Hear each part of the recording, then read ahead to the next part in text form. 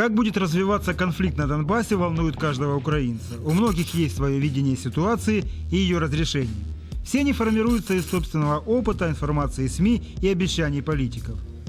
Дмитрий Коваленко – предприниматель из Славянска, волонтер с военным образованием. С 2014 года он активно помогал украинской армии. После освобождения Славянска открыл в городском парке пейнтбольную площадку. Дмитрий считает, что вернуть оккупированные территории можно только силой оружия. Самый лучший вариант – это, образно говоря, хорватский вариант. Вся мировая история говорит о том, что если народ не способен кормить свою армию, он кормит армию противника. Поэтому других способов нет. Мирным путем никогда территории не возвращаются. В данный момент ни одна из политических парламентских фракций не поддерживает военный путь возвращения неподконтрольных территорий. Например, оппозиционный блок выбирает полную демилитаризацию региона и введение миротворцев, на которых будет возложена функция контроля над границей. Другая сторона политического спектра – Демальянс, Национальный корпус, Самопомощь и Свобода – за введение военного положения лишь на территориях, прилегающих к зоне боевых действий. Таковы результаты исследования «Зеркало недели». По мнению Дмитрия, хорватский вариант разрешения конфликта возможен только после смены власти. Тот президент, который сейчас есть у нас, он не готов пойти на это. Он идет политикой компромиссов, соглашений. У него много болевых точек, на которые противник может надавить, поэтому такой вариант невозможен. Но на Донбассе не все такие, как Дмитрий. Лилия Зандер поддерживает мирный путь разрешения конфликта.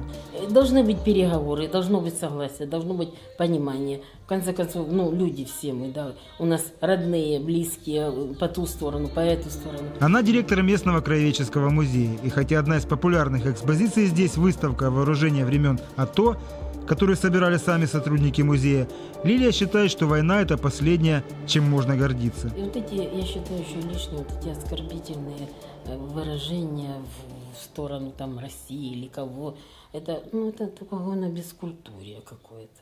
Решайте дипломатическим путем. Я лично сама от этого страдаю, как человек, у меня сын с семьей, россияне. Я не могу видеть сына, потому что до 62 лет им въезд сюда. Вот это спасибо, техника помогает. Все эти скайпы, а то вообще я не знаю, как это назвать. Вот. И потом, я сколько знаю родни. Они-то ни в чем не виноваты, мои родные, да, что так получилось. В отношении реинтеграции украинских политических партий нет единой позиции. Ни одна из политсил не верит в эффективность прямых переговоров между Киевом и Москвой. По данным исследования «Зеркало недели», блок Петра Порошенко и «Сила людей» назвали минские договоренности безальтернативным условием восстановления территориальной целостности. ОПО-блок высказался за коррекцию договоренностей. Громадянская оппозиция, Самопомощь и Свобода вообще настаивают на отмене Минских соглашений. Считают их неэффективными и несоответствующими Конституции. Батькивщина и Радикальная партия высказывается более жестко и предлагают вернуться к Будапештському меморандуму. Скажіть візію. Візія така в 3 словах. Треба спиратися на Будапештський меморандум і в принципі все буде нормально. Дайте нам вести переговори, ми прийдемо до влади і тоді ми все вирішимо.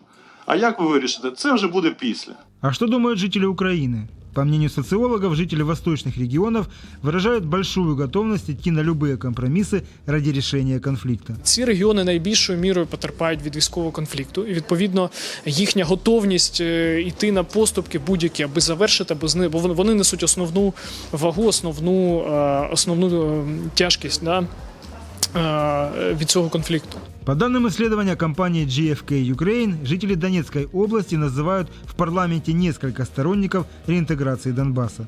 Это блок Петра Порошенко, Радикальная партия, Оппозиционный блок и Батькивщина. Сейчас на Донбассе, по данным Фонда демократических инициатив имени Илька Кучерєва, наибольший рейтинг у партии «За життя», УПО-блок, Радикальной партии и Батьківщини Юлії Тимошенко. Але очевидно, що ті політики, які вважають свою електоральну базу саме в східній регіоні, і, зокрема, регіон Донбасу, вони вони більше апелюють до теми миру, того, що в них є план досягнення цього миру.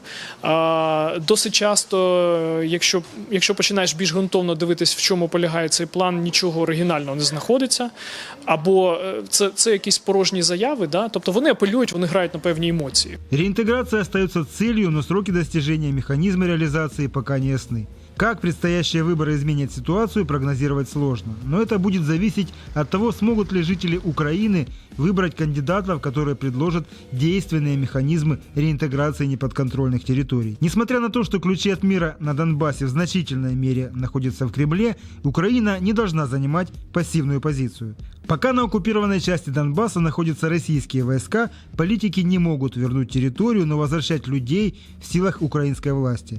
При условии, если новый президент, парламент и правительство повернутся лицом к проблемам граждан.